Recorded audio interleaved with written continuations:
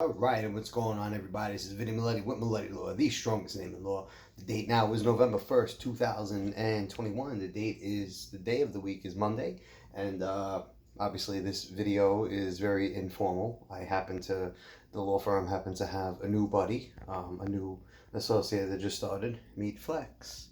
Well, hello, Flex. Are you ready to be the legal clerk or the official mascot of the world's strongest law firm? Yeah, buddy.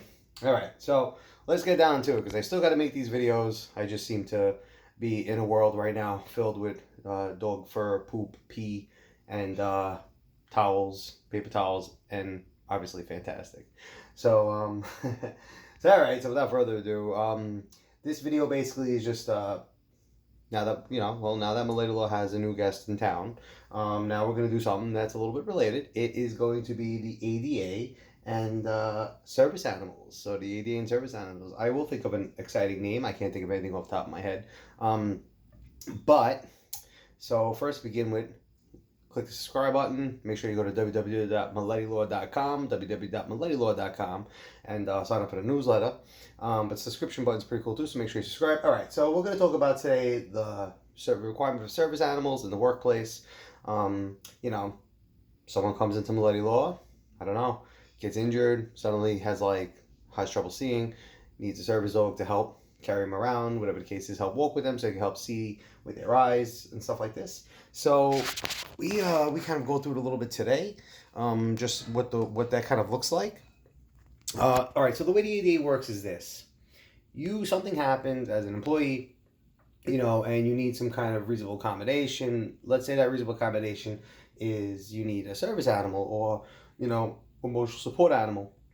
All right, first question: is it, you distinguish between whether it's going to be a service animal or emotional support animal because each one has different connotations, different areas of law. So under the ADA, if it's a service animal, it's an animal that's been specifically trained to do something for you. Service animals could be trained to do, a variety of things, right? So let's say I keep looking because I have things written down. I have my little scrap notes. So let's say you're blind, right?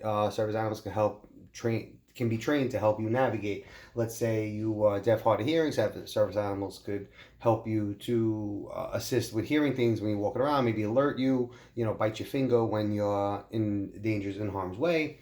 So you have to distinguish between what's a service animal and what's an emotional support animal. An emotional support animal is an animal that's not specifically trained for anything in particular. It's just, it's just the fact that the animal is there. It helps you with your PTSD or whatever your specific situation is. So that's the first step, right? The first step is to determine if it's a service animal, if it's an emotional support animal. Then the second step is the kind of extension, the kind of protections required. Service animals get full ADA protection. It's a Title I.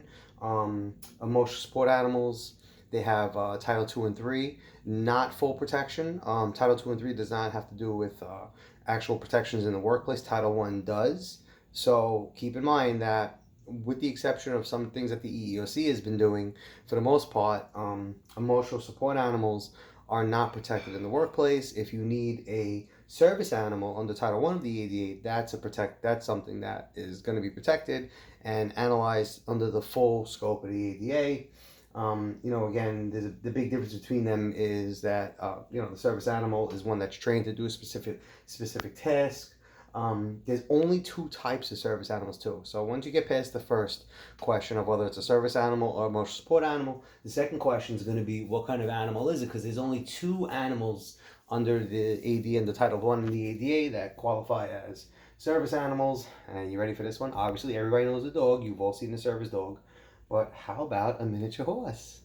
That's right. You could, for those of you who watch Pokemon, you can get yourself your own little Ponya, and your own Ponya could be considered a service animal. Miniature horses. I don't know where miniature horses come from, or whatever the case may be, but apparently they are service animals. So they qualify under Title I of the ADA. So another thing you want to also check out also as well is, and it's another little weird caveat, but if the animal is not fully trained or in training, they fall out of qualifications. So you have a service dog, he's going to graduate, he's going to graduate in 2 months from, I don't know, training school, whatever they graduate from, and if they don't, they're not a service animal, so they're fully graduated and trained.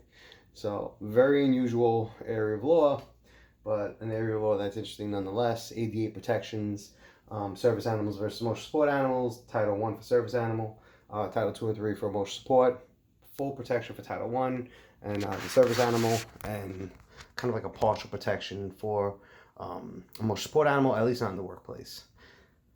All right, well, that's the blog for today. That's the video for today in light of our brand new guest that we have.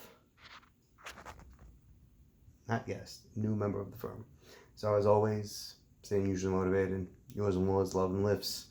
And at some point, this guy's going to be detached from me, and then I'll actually be able to respond to emails and be able to do something that doesn't involve me walking or cleaning pee or feeding this guy.